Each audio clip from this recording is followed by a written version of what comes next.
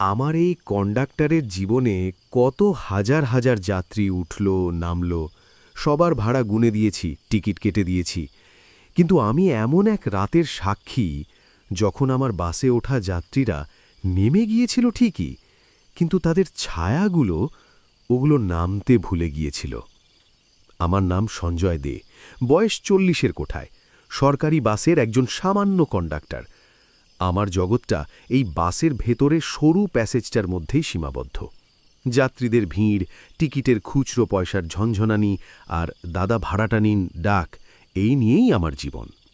আমার রুটটা ছিল হাওড়া স্টেশন থেকে ডানকুনি। দিনের বেলা এই রুটটা যতটা কোলাহলপূর্ণ, রাতের বেলা ঠিক ততটাই শান্ত আর কেমন যেন গা ছমছমে। বিশেষ করে যখন বাসটা হাওড়ার আউটার রিং রোড ধরে সেই নির্জন অন্ধকার রাস্তাটা দিয়ে যায়। এই গল্পটা গত শীতের এক অমাবস্যার রাতের ঘটনা। রাত তখন প্রায় 10:30। আমার সেদিন শেষ ট্রিপ ছিল। বাসটা ছিল প্রায় খালি, হাতে গোনা 15-20 জন যাত্রী ছড়িয়ে ছিটিয়ে বসেছিল।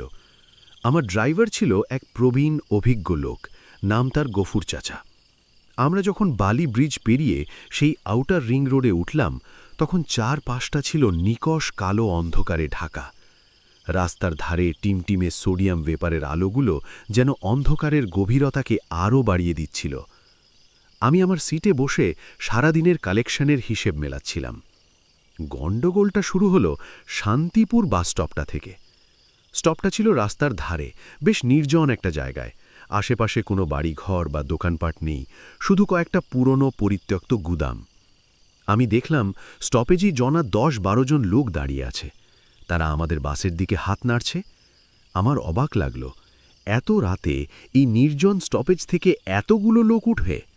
গফুর চাচা বাসটা থামালে তারা এক এক করে বাসে উঠতে শুরু করল। তাদের মধ্যে পুরুষ, মহিলা, এমনকি একটা ছোট বাচ্চাও ছিল। তাদের সবার পরনে ছিল খুব সাধারণ ময়লা পোশাক, আর তাদের মুখগুলো ছিল অদ্ভুত রকমের ফ্যাকাশে আর ভাবলেশীন। তারা বাসে উঠে কোনো কথা না বলে একেবারে পেছনের দিকের সিটগুলোতে গিয়ে বসল। আমি তাদের কাছে গিয়ে ভাড়া চাওয়ার জন্য বললাম, কোথায় যাবেন আপনারা? তাদের মধ্যে এক বয়স্ক লোক শুধু মাথা নেড়ে ইশারা করল, সামনেই। আমি আর কথা বাড়ালাম না। আমি তাদের টিকিট কেটে আমার সিটে ফিরে এলাম। কিন্তু আমার মনটা কেমন যেন খচখচ করতে লাগল। লোকগুলো ছিল অস্বাভাবিক রকমের চুপচাপ। তারা কেউ একে অপরের সাথে কথা বলছিল না, এমনকি বাচ্চাটাও কোনো শব্দ করছিল না। তারা সবাই পাথরের মূর্তির মতো স্থির হয়ে জানালার বাইরের অন্ধকারের দিকে তাকিয়েছিল। আমি যখন আমার হিসেবের খাতার দিকে মনোযোগ দেওয়ার চেষ্টা করছি, তখন হঠাৎ করেই আমার চোখ গেল বাসের মেঝের দিকে। আর যা দেখলাম তাতে আমার শরীরের রক্ত জল হয়ে গেল। বাসের ভেতরের আলোয় আমি দেখছিলাম প্রতিটা যাত্রীরই একটা করে ছায়া পড়েছে, কিন্তু শান্তিপুর স্টপেজ থেকে যে লোকগুলো উঠল, তাদের ছায়াগুলো অদ্ভুত। তাদের ছায়াগুলো ছিল অস্বাভাবিক রকমের কালো, ঘন আর কেমন যেন জীবন্ত। মনে হচ্ছিল ওগুলো শুধু ছায়া নয়, ওগুলো যেন এক একটা আলাদা সত্তা। আমি ভাবলাম হয়তো আলো আঁধারিতে আমার চোখের ভুল হচ্ছে। কিছুক্ষণ পর পরের স্টপেজটা এলো, আনন্দনগর। বাসটা থামতেই পেছনের সিটে বসে থাকা সেই লোকগুলোর মধ্যে একজন উঠে দাঁড়াল। সে দরজার দিকে এগিয়ে গেল। আমি দেখলাম লোকটা বাস থেকে নেমে গেল, কিন্তু তার ছায়াটা নামল না। ছায়াটা, সেই ঘন কালো ছায়াটা, লোকটা নেমে যাওয়ার পরেও তার খালি সিটটার উপরেই বসে রইল। আমার সারা শরীর ভয়ে আতঙ্কে অবশ হয়ে গেল। আমার মুখ দিয়ে কোনো কথা বেরোচ্ছিল না। আমি ভয়ার্ত চোখে গফুর চাচার দিকে তাকালাম। সেও রিয়ার ভিউ মিরারে সেই একই ভয়ঙ্কর দৃশ্য দেখে ভয়ে জমে গিয়েছিল। পরের স্টপেজে আরেকজন নামল। তার ছায়াটাও নামল না। এক এক করে শান্তিপুর থেকে ওঠা সমস্ত যাত্রী নেমে গেল, কিন্তু তাদের সেই ভয়ঙ্কর কালো ছায়াগুলো বাসের পেছনের সিটগুলোতে আগের মতোই বসে রইল। আমার বাসটা এখন প্রায় খালি, শুধু আমি, গফুর চাচা আর হাতে গোনা কয়েকজন সাধারণ যাত্রী। আর আমাদের পিছনে বসে আছে 10-12 জন যাত্রীর শরীরহীন জীবন্ত ছায়া। আমি জানি না এরা কারা, আমি জানি না এরা কি চায়। আমি শুধু জানি আমি আর গফুর চাচা এক ভয়ঙ্কর অলৌকিক বিপদের মধ্যে জড়িয়ে পড়েছি। আর এই বাসের শেষ স্টপেজটা হয়তো আমাদের জীবনেরও শেষ স্টেশন হতে চলেছে। আমার আর গফুর চাচার তখন কথা বলার মতো অবস্থা ছিল না। আমরা দুজনেই পাথরের মতো নিজ নিজ সিটে বসেছিলাম। আমাদের চোখ দুটো বারবার রিয়ার ভিউ মিররের দিকে চলে যাচ্ছিল, আর প্রতিবারই আমরা দেখছিলাম সেই ১০-১২টা কালো নিথর ছায়া পেছনের সিটগুলোতে বসে আছে। তাদের কোনো নড়াচড়া নেই, কোনো শব্দ নেই, শুধু এক জমাট বাঁধা শীতল উপস্থিতি। আমার মাথায় তখন হাজারো প্রশ্ন ঘুরপাক খাচ্ছিল। এরা কারা? এরা কি ভূত, প্রেতাত্মা, নাকি অন্য কিছু? এরা আমাদের কোনো ক্ষতি করবে না তো? আমি যখন ভয়ে আতঙ্কে দিশেহারা, তখন আমার পাশে বসে থাকা একজন বয়স্ক যাত্রী আমার কাঁধে হাত রাখলেন। আমি চমকে উঠে তার দিকে তাকালাম। ভদ্রলোক ছিলেন খুব সাধারণ চেহারার। তার চোখে মুখে ছিল উদ্বেগ আর কেমন যেন একটা পরিচিতির ছাপ। তিনি ফিসফিস করে বললেন, ভয় পেও না ভাই, যা দেখছ চুপচাপ দেখে যাও, কোনো আওয়াজ করো না। আমি অবাক হয়ে বললাম, আপনি আপনি কিছু জানেন? ভদ্রলোক একটা দীর্ঘশ্বাস ফেলে বললেন, জানি, কারণ আমি গত ৩০ বছর ধরে এই একই জিনিস দেখে আসছি। আমার বিস্ময়ের সীমা রইল না। তিনি বললেন, আমার নাম অনাথ বন্ধু দাস। আমি একসময় এই রুটেলি তোমাদের মতোই একজন কন্ডাক্টর ছিলাম। এখন অবসর নিয়েছি। আজ থেকে প্রায় ৩০ বছর আগের কথা। তিনি বলতে শুরু করলেন, এই আউটার রিং রোডটা যখন নতুন তৈরি হয়েছিল, তখন এই শান্তিপুর স্টপেজের কাছে একটা বড় বস্তি ছিল। সেই বস্তিতে থাকত শত শত গরিব দিনমজুর মানুষ। তারা সারাদিন শহরে কাজ করে রাতের শেষ বাসটা ধরেই তাদের ঘরে ফিরত। একদিন রাতে, এমনই এক বর্ষার রাতে, সেই বস্তিতে ভয়ঙ্কর আগুন লাগে। আগুনটা লেগেছিল পাশের একটা বেআইনি রাসায়নিকের গুদাম থেকে। ঘুমের মধ্যেই বস্তির প্রায় সব মানুষ জ্যান্ত পুড়ে মারা যায়। নারী, পুরুষ, শিশু, কেউই রেহাই পায়নি। আমার গায়ের লোম খাড়া হয়ে গেল। অনাথ বন্ধুবাবু বলে চললেন, সেই থেকেই নাকি এই উপদ্রব শুরু হয়েছে। লোকে বলে ওই হতভাগ্য মানুষগুলোর আত্মারা আজও মুক্তি পায়নি। তারা আজও প্রতি রাতে তাদের সেই শেষ যাত্রার জন্য অপেক্ষা করে। তারা বাস ধরে তাদের বাড়ির দিকে যাওয়ার জন্য, কিন্তু তারা তো জানে না তাদের বাড়ি, তাদের বস্তি আর কিছুই অবশিষ্ট নেই। তারা যখন বাস থেকে নামে, তখন হয়তো তারা দেখে তাদের চেনা জায়গাটা পুড়ে ছাই হয়ে গেছে। আর সেই হতাশায়, সেই কষ্টে তাদের আত্মার একটা অংশ, তাদের ছায়াটা তারা এই বাসের মধ্যেই ফেলে রেখে যায়, তাদের হারানো জীবনের একটা স্মৃতিচিহ্ন হিসেবে। আমি স্তব্ধ হয়ে তার কথা শুনছিলাম। আমার বুকের ভেতরটা এক অদ্ভুত করুণায় ভরে উঠল। আমি বললাম, কিন্তু কিন্তু এরা তো কোনো ক্ষতি করে না? না, তিনি বললেন, এরা শান্ত, এরা শুধু তাদের কষ্টটাকেই বয়ে নিয়ে বেড়ায়। কিন্তু তিনি কথাটা শেষ করলেন না। আমি বললাম, কিন্তু কি? অনাথ বন্ধু বাবু আমার কানের কাছে মুখ এনে ফিসফিস করে বললেন, কিন্তু এদের মধ্যে একজন আছে যে শান্ত নয়, যে শুধু কষ্ট নয়, তার সাথে বয়ে নিয়ে বেড়ায় তীব্র প্রতিহিংসা। কে সে? সেই রাসায়নিক গুদামের মালিক। অনাথ বন্ধুবাবুর গলাটা ঘৃণায় কঠিন হয়ে এলো। তার নাম ছিল ভানু প্রতাপ। সে ছিল এক ভয়ঙ্কর লোভী লোক। তার গাফিলতির জন্যই এতগুলো নিরীহ মানুষের প্রাণ গিয়েছিল, কিন্তু সে তার টাকার আর ক্ষমতার জোরে সবটা ধামাচাপা দিয়ে দেয়। সে কোনো শাস্তিই পায়নি। কিন্তু ভগবানের মার দুনিয়ার বার। ওই ঘটনার ঠিক ১ বছর পর ভানু প্রতাপেরও মৃত্যু হয় এক রোড অ্যাক্সিডেন্টে, ঠিক ওই শান্তিপুর স্টপেজের সামনেই। সেই থেকেই তিনি বললেন, ভানু প্রতাপের পাপী আত্মাও ওই বাকি আত্মাদের সাথে এই বাসে উঠে পড়ে। কিন্তু সে মুক্তি চায় না, সে চায় শিকার। সে চায় প্রতি বছর এই দিনটাতে সে একজন করে রেলকর্মীর বা বাস কর্মীর প্রাণ নেবে। সে হয়তো ভাবে আমাদের মতো সরকারি কর্মচারীরাই তার দুর্ভাগ্যের জন্য দায়ী। আমার শরীরের রক্ত চলাচল বন্ধ হয়ে যাবার জোগাড়। তাহলে তাহলে এই ছায়াগুলোর মধ্যেই একটা ভয়ঙ্কর খুনি প্রেতাত্মা লুকিয়ে আছে। আমি ভয়ার্ত চোখে পেছনের ছায়াগুলোর দিকে তাকালাম। তারা সবাই ছিল একই রকম, কালো নিথর। তাদের মধ্যে ভানুপ্রতাপের ছায়া কোনটা তা বোঝার কোনো উপায়ই ছিল না। অনাথবন্ধুবাবু বললেন, আজকের রাতটা খুব সাবধানে থেকো ভাই। আজই সেই দিন, অমাবস্যার রাত। আজ সে তার শিকার খুঁজবে। আমার গলা শুকিয়ে কাঠ। আমি এখন কি করব? আমি আর বফুর চাচা দুজনেই তো বাসকর্মী। আমাদের দুজনের জীবনই তো বিপন্ন।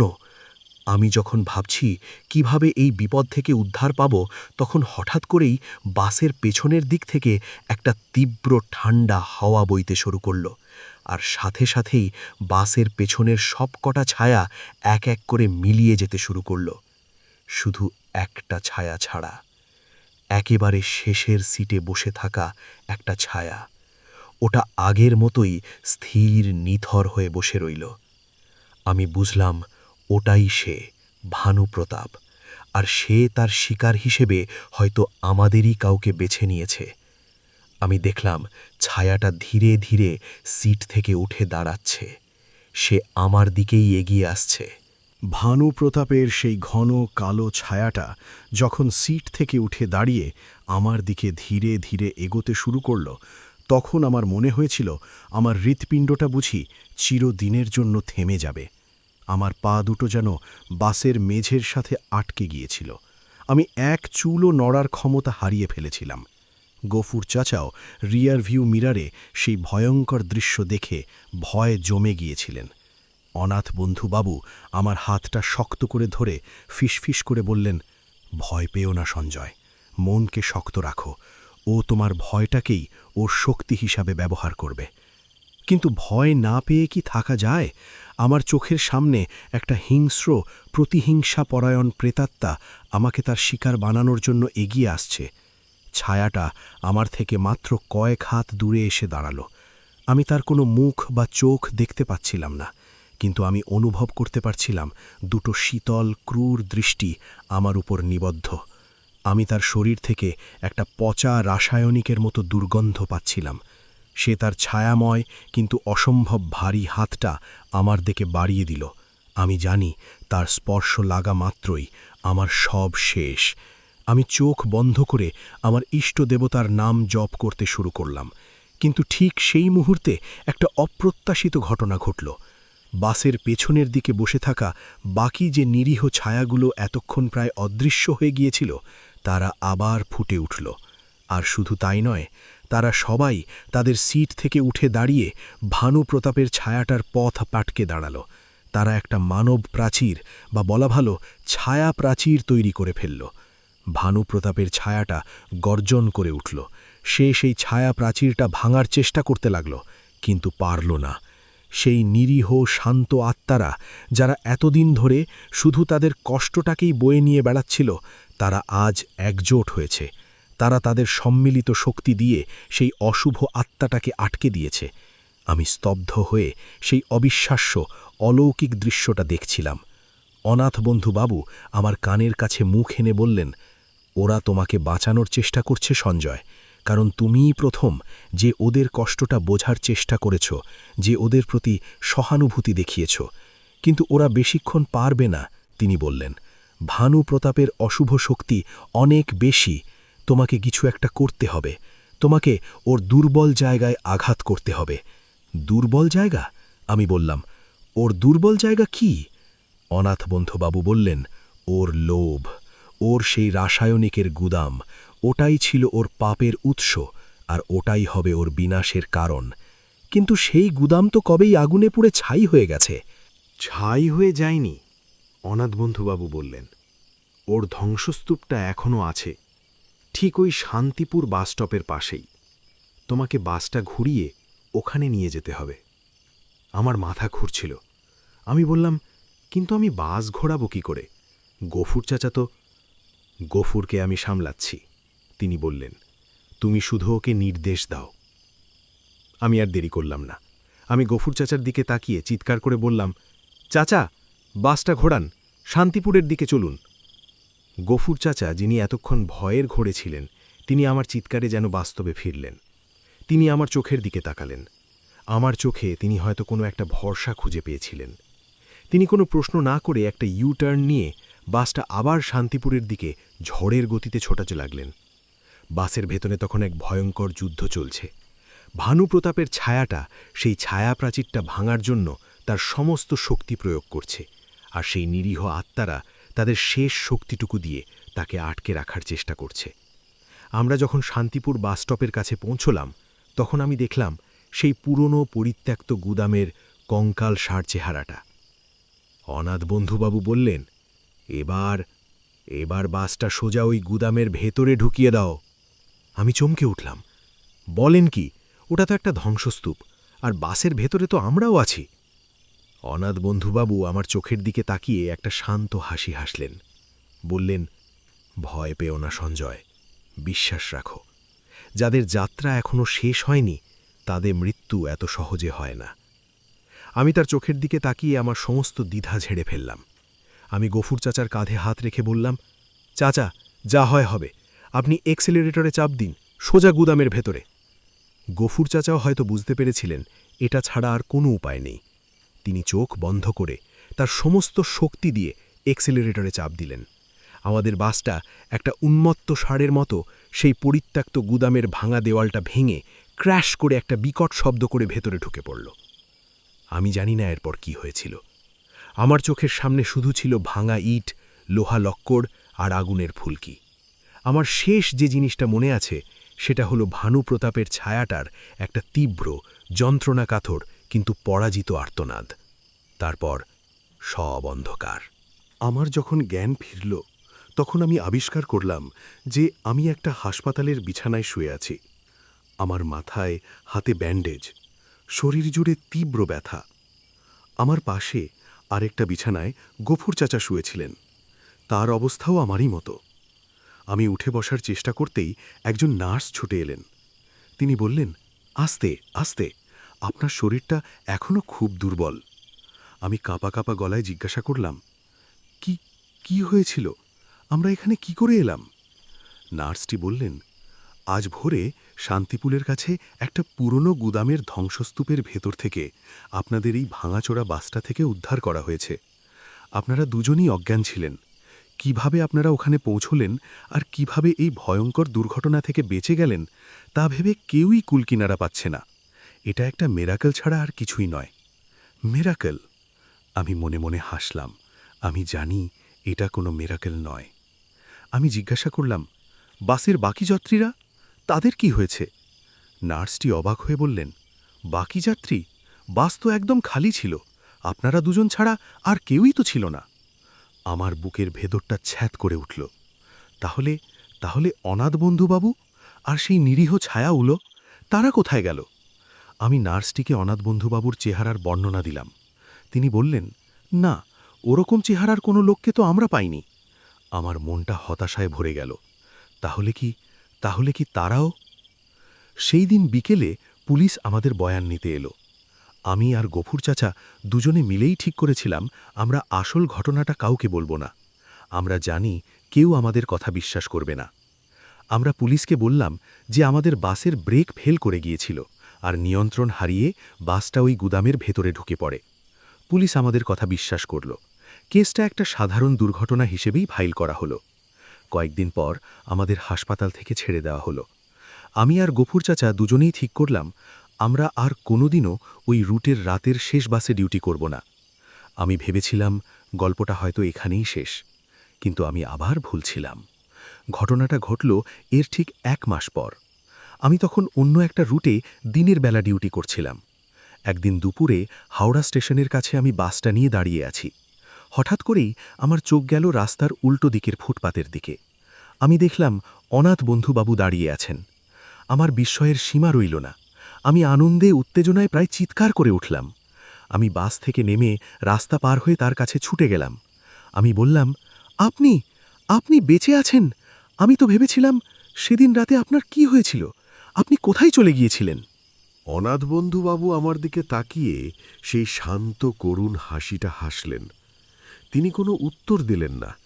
তিনি শুধু তার পকেট থেকে একটা পুরনো বিবর্ণ হয়ে যাওয়া মানিব্যাগ বের করলেন। তিনি মানিব্যাগটা খুলে তার ভেতর থেকে একটা ছোট সাদা কালো ছবি বের করে আমার হাতে দিলেন। ছবিটা ছিল একজন অল্প বয়সী কন্ডাক্টরের। তার পরনে ছিল পুরনো দিনের ইউনিফর্ম। আমি ছবিটার দিকে তাকিয়ে চমকে উঠলাম।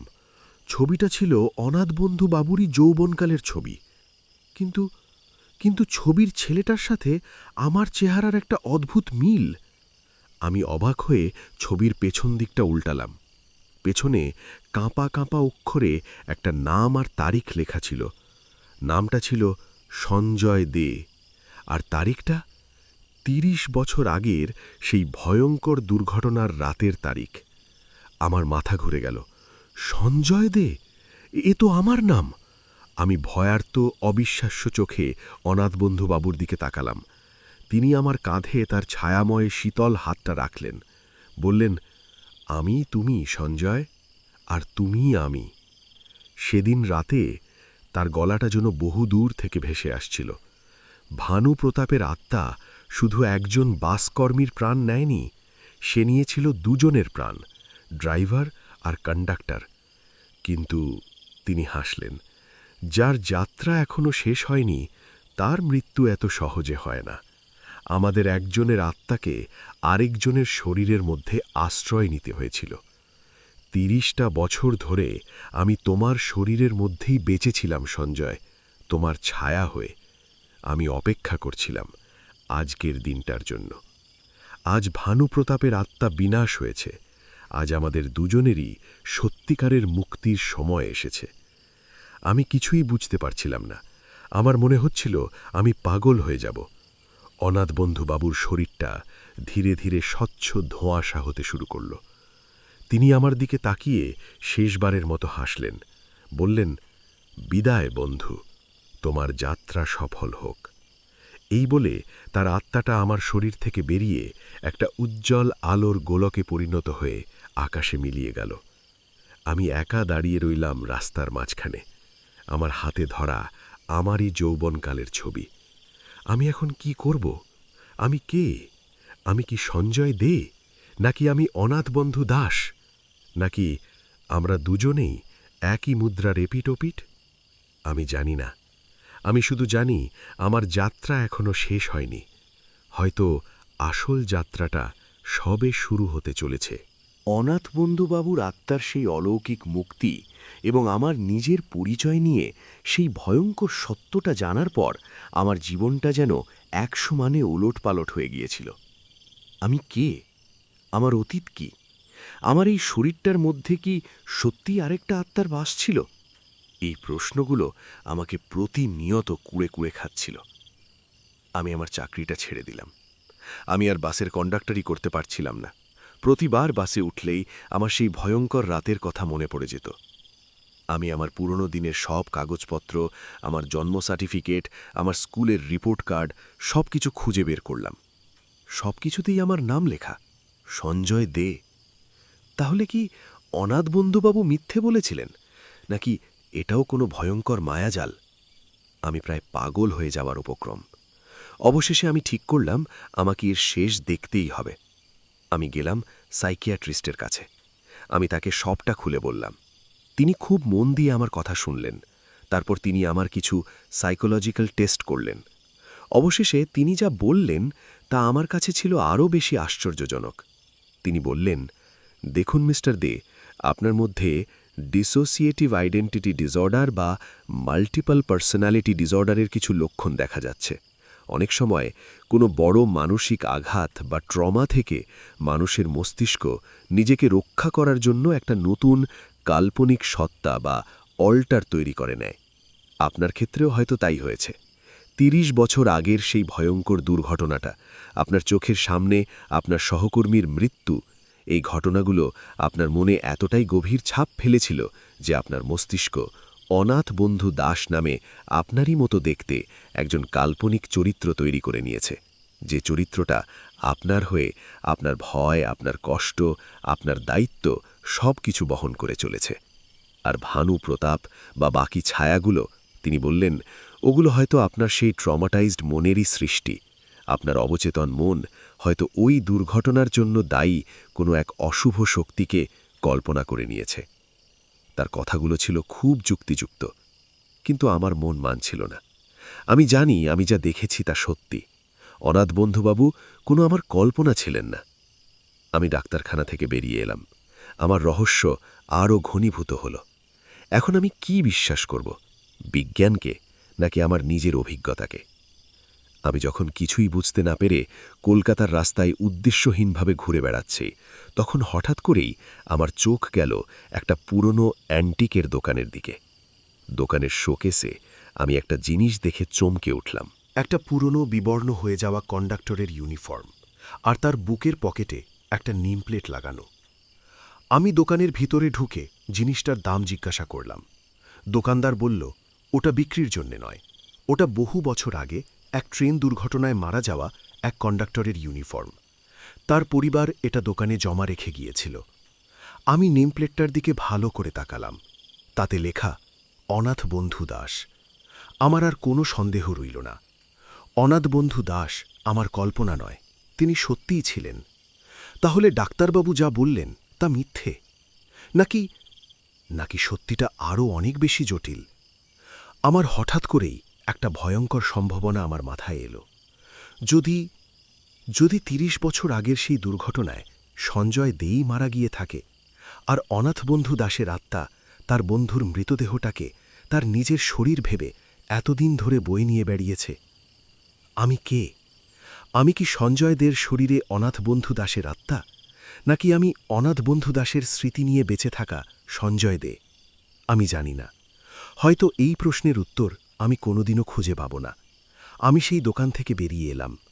আমি এখন আমার অতীত নিয়ে আর ভাবি না। আমি জানি, আমি যেই হই না কেন, আমার একটা বর্তমান আছে, আমার একটা ভবিষ্যৎ আছে। আমি একটা নতুন জীবন শুরু করেছি। আমি এখন একটা ছোট বইয়ের দোকান চালাই। কিন্তু আমি আজও মাঝে মাঝে রাতের বেলা যখন দোকান বন্ধ করে বাড়ি ফিরি, তখন আমি আমার কাঁধে একটা হালকা ছায়াময় হাতের স্পর্শ অনুভব করি। আমি ভয় পাই না। আমি জানি ওটা আমার বন্ধু, আমার সঙ্গী, আমার আরেক সত্তা। সে আমাকে মনে করিয়ে দেয় যে আমাদের যাত্রাটা হয়তো ভিন্ন ছিল, কিন্তু আমাদের গন্তব্যটা একই: শান্তি, মুক্তি।